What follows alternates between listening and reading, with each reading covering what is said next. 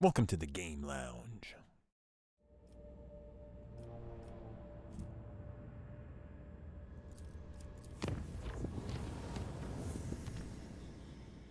Let's do it. Let's go for Odaenathus.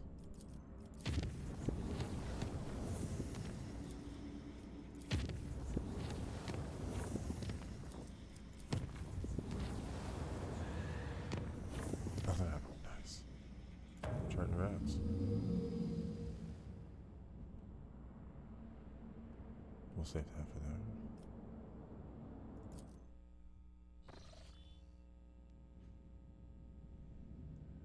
Oh yeah, the Drukhari. The likelihood of survival patrols is unnoticed, close to 0. Yeah.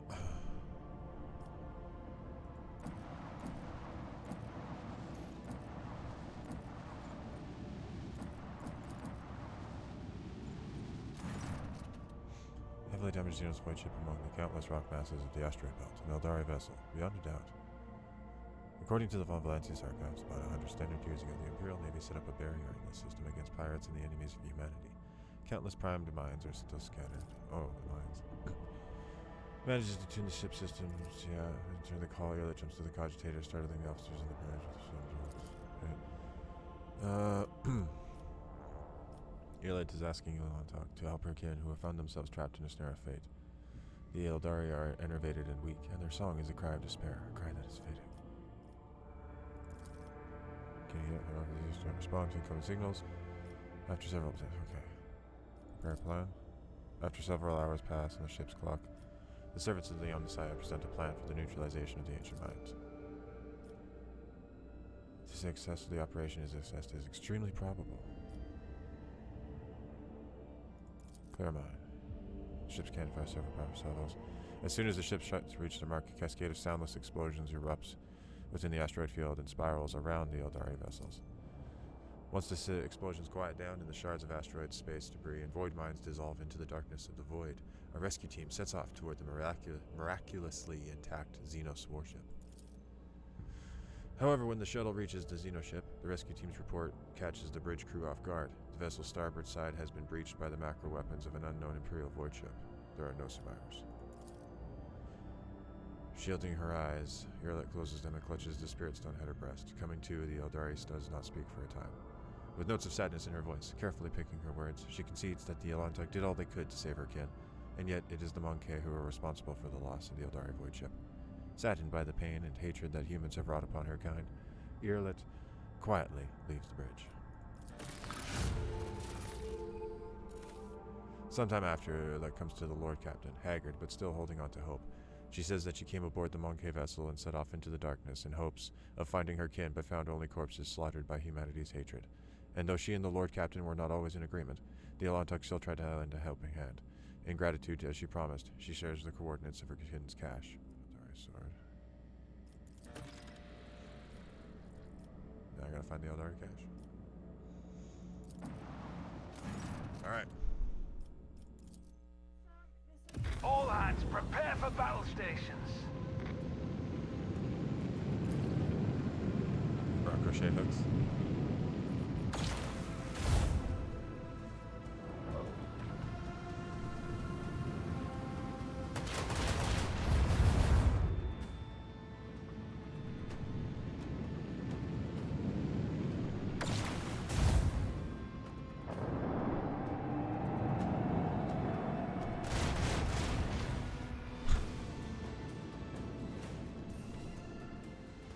Oh, that's a bad spot.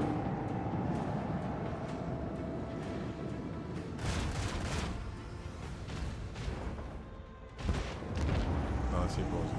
The effectiveness of the Holy. recognized as adequate. Oh, got a good weapon out of that, though. Oh. Oh, I fought all of the ships at once. That's what that was.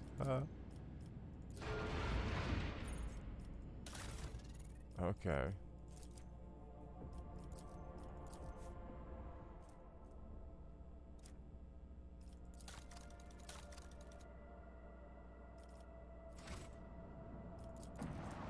We finally did it. Let's save. Oh boy. We're gonna finally get some answers with Voigtvir.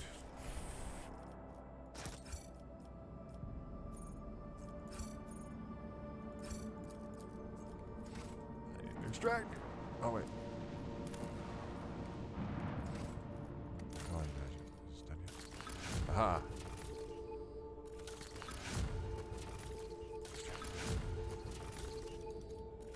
Yeah.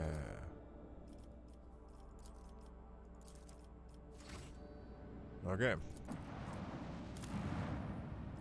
Begin the scan.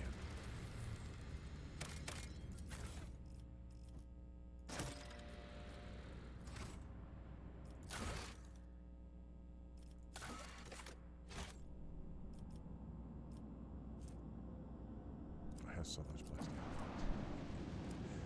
I don't need any more plastic. That doesn't look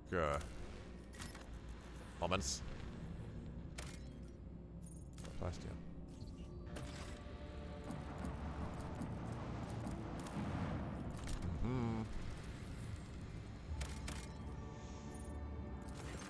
The scouting team sent to the colony world returns with a decrepit, shaggy, foul-smelling vagrant in tow. The old man hastened toward the enforcers as soon as he saw the dynasty's colors and implored them to take him to Master Voigtvir or Lady Theodore.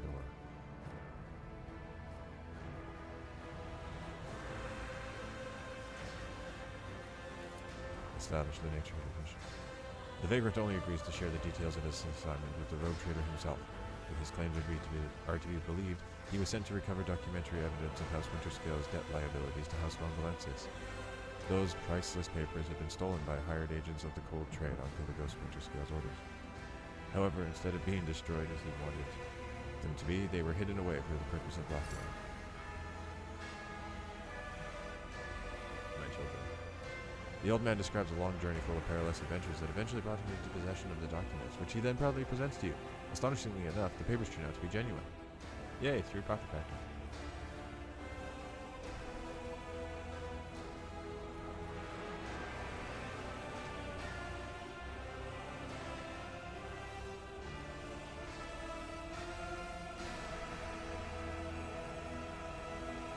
Honorable dude.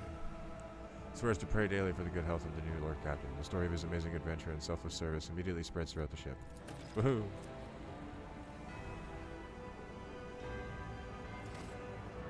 Is that it?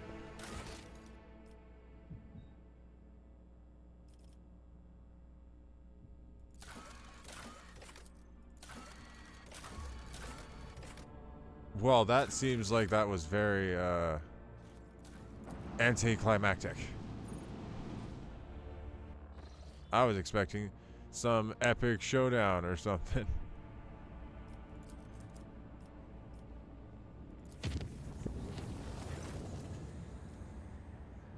Alright, I'm not reading every one of those. Wall travel. Reports the incident of beautiful blossoming vines that covered the deck of bulkheads, and the two workers bent down to take a better look at the flowers, and the vines devoured their faces before strangling them. Oh. That sounds glorious.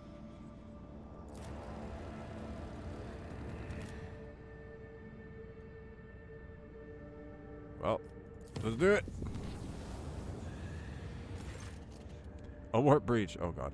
This time, trouble came straight to the bridge. Malodorous mist teeming with swaying nightmarish figures has rolled through the ventilation shafts into the command center. The officers are suffocating from this wave of corruption. There's no time to deliberate. To battle!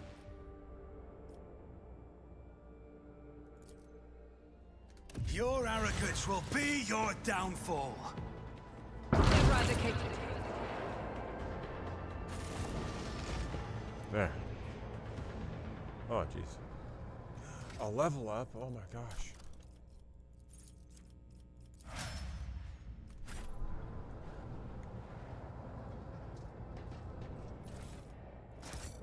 I always keep my options open. We are the spearhead of the Imperium.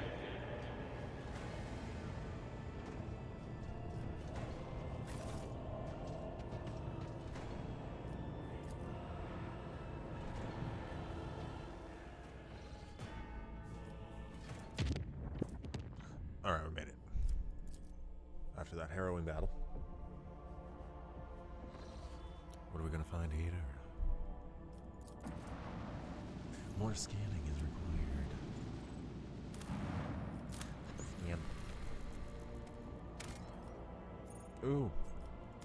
I gotta land. Get some provisions. Let's go land here. A wasteland wayfarer. That's why you just don't do things. Think before you do things. What do we have here? What do we have here? Keep your wits about you. My success was inevitable. Oh. Okay. I was like, what is that? Okay. Yep. Our prayers are different, but I notice similarity in our attitudes towards ministry. It unites us.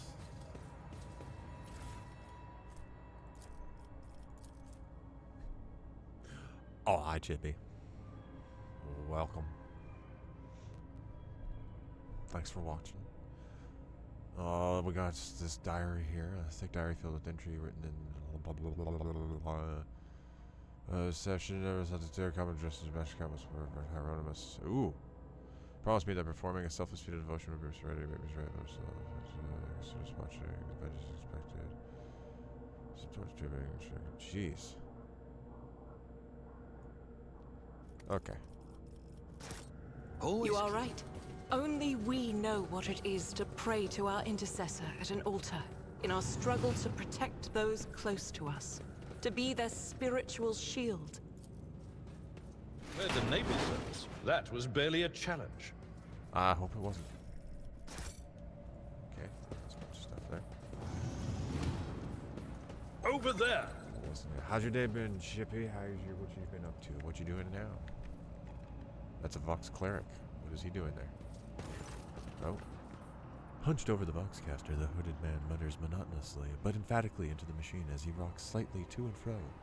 In the light of distant stars, our Emperor Progenitor wanders wearily. With thoughts and visions of us, he sends us particles of his light. Though his body suffers, his mind lingers on us. Let us therefore nourish him with the light of our souls, with our prayers, with our faith. Gerald, the cleric heretic. Gerald! Argenta frowns. The faithful worship the Emperor under a great many names and after a great many fashions. And yet, I do not like this prayer. Praise the Emperor. Greetings, priest. Greetings, priest. Get naked. The man falls silent. After a pause, he says, Praise our progenitor. My... With a pale hand, he throws back his hood. You see an ugly face with a flat, wide nose, disproportionately large brow ridges, ireless eyes. Try saying that 5 times fast. Ireless eyes with enormous pupils, a wide toad-like mouth. That's painting a picture right now. And skin that transitions to purple scales at the cheekbones. Standing before you is an abominable subhuman, a mutant. Welcome to the abode of the Martians. 3 sorrowful phalanges point the way to the Emperor Progenitor. I am glad you have chosen yours. Look closer. Succeeded, nice. This being's nature has strayed too far from mankind's blessed genome.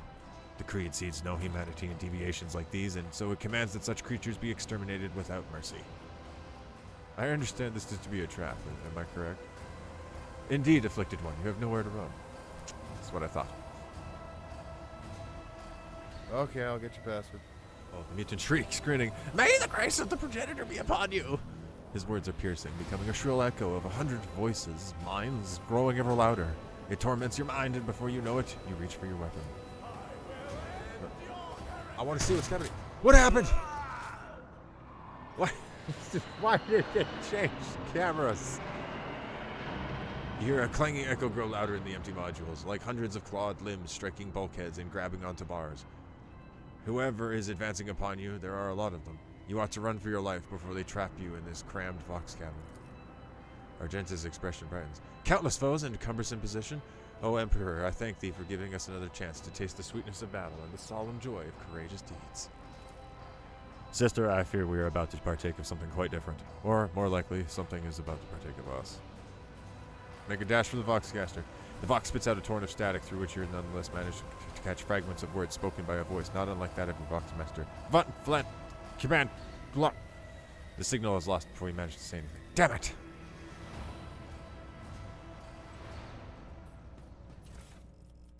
What's that? A heavy stubber. That's terrible.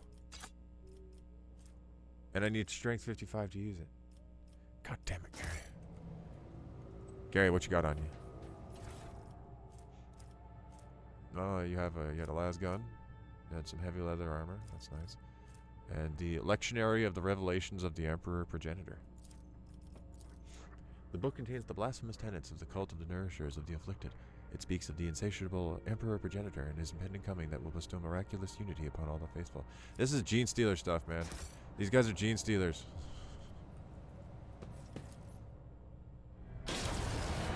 Oh boy. Oh boy. I knew it! Oh! I am prey for no creature. I knew it was Genestealers. I knew called it. Yeah, I knew it. See, called it Genestealers. Rejoice in battle! Oh.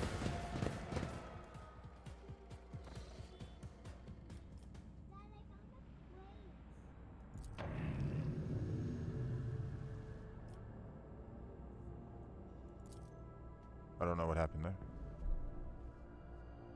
Are you in the museum? Cool.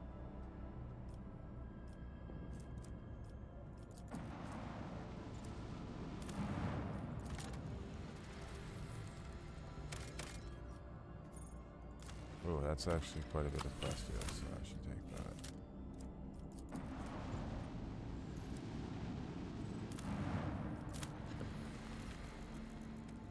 Two plasteel, don't want that.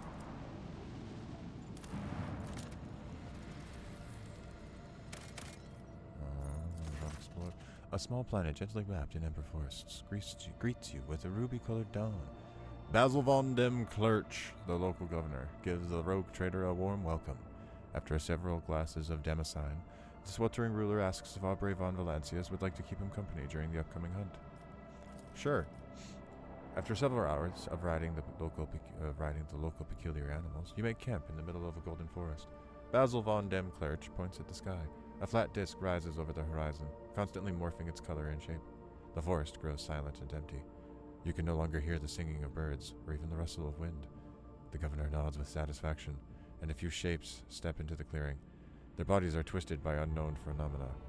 You watch the freaks with astonishment as they begin to dance to the throaty cackling of their brethren, turning the bony growths and pulsating flesh of their scaly hands toward the unnatural thing in the sky. What's going on? The governor smiles coyly. You are about to see with your own eyes what is happening here. Order them. Having armed themselves with flamethrowers and chainswords, your party cleared out the several acres of nearby forest.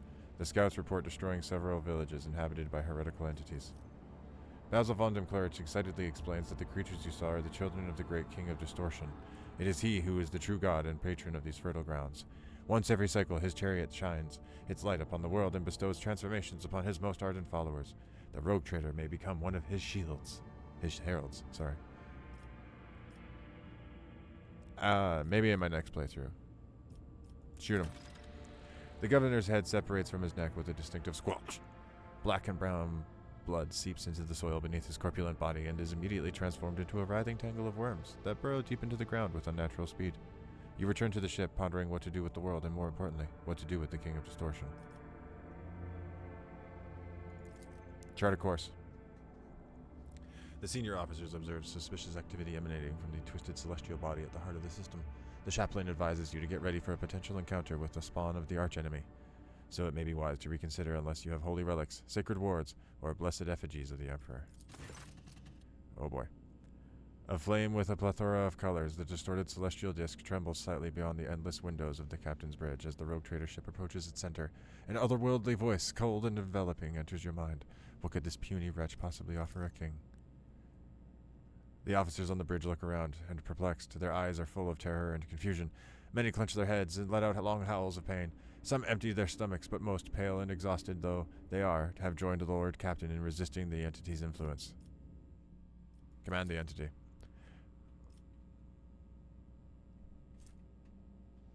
Oh, I need 100% holy gifts. Damn. I had that at one point. The king's mocking laughter rings in your ears, and a deep red trickle runs slowly from your nose and over your lips, leaving an aftertaste of salt and metal. Attack with every shot. How dare you disturb the king with trifles? The entity is furious, and you feel a gust of invisible wind blow 1,000 blades right through your ship. Officers are collapsing at your feet, choking, and hundreds of casualties are being reported from every deck. A resonant silence descends on the ship, and a bright flash stuns you for what could be any length of time. Uh-oh. What'd I do?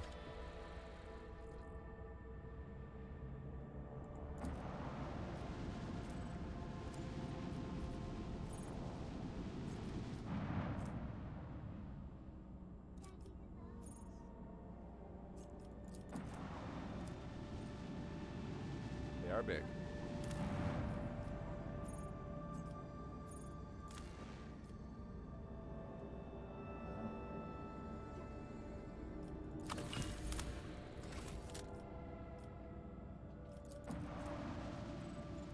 Where am I? This isn't the world. This isn't where I was.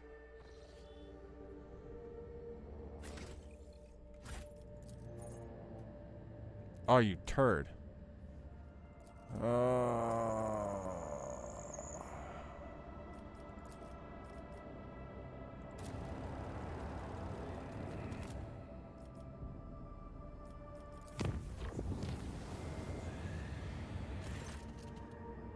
Oh, Halidal is one of the few magi assigned by the machine called serves as one of their captains to battle. Ah. Now I gotta fight on my ship. Man!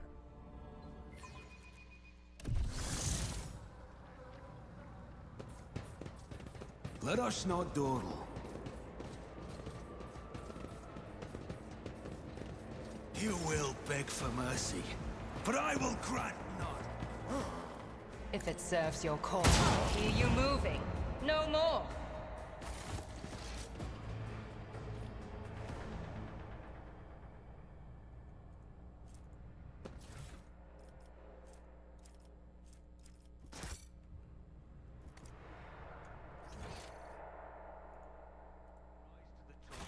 I'll get left in the dust.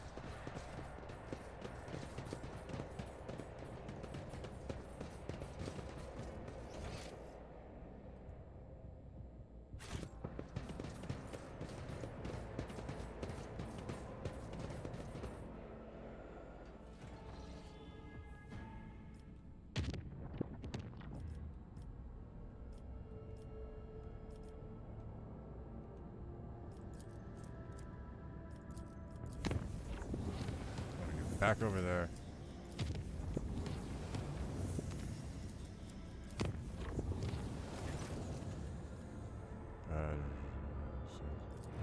Release disturbance grid. That's a good thing.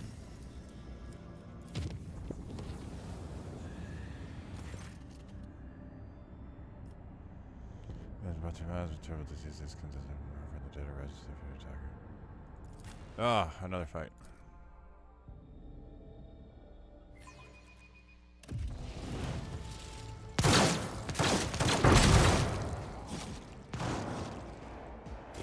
Oh my gosh. Okay, so hold the line.